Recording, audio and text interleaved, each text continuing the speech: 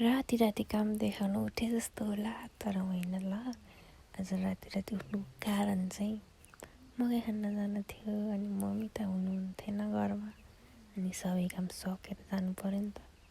त्यही भएर राति राति उठेको आज चाहिँ। अनि गुड मर्निङ सबैजना, सन्चै हुनुहुन्छ होला, म पनि सन्चै छु। अनि के छ खबर, के काम गर्दै हुनुहुन्छ आजभोलि हजुरहरू? हाम्रो चाहिँ फेरि बारीको मकै खाने बेला भइसक्यो। अनि आजदेखि हामीले चाहिँ पहरमा सुरु गरेको नि त मकै खाने सबैको। यस्तो गर्मी छ, 10 बजीसम्म खनेको त्यही पनि खन्न सकिनँ हौ।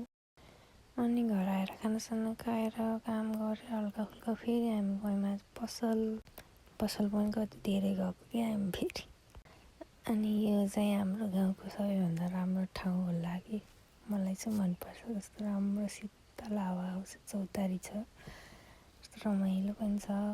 अनि फेरि घर आएर चिया खाएर बाबालाई चिया दिएँ, अनि बुढासँग बसालेर फेरि गयौँ पानी लिन। पानी पनि लिनै पर्यो। यता मेरो साथी पनि छिन्के, म पानी लिन जाँदा पछि गइहाल्छिन्। घर आउँदा त मम्मी पनि आइसक्नु भएछ आज। अनि यो चाहिँ मम्मीले कुकुसिली, मलाई चाहिँ मनपर्छ कि लेबु। अनि यो खरबुजा कि के रे, त्यो पनि लिएर आउनुभएको थियो। अनि आज चाहिँ खाना मम्मीले बनाउनु भयो, मैले बनाउनु परेन। त्यही हो, अनि मम्मी हस्पिटल गएर आउनुभएको। अनि यता औषधिहरू हेर्दैछ।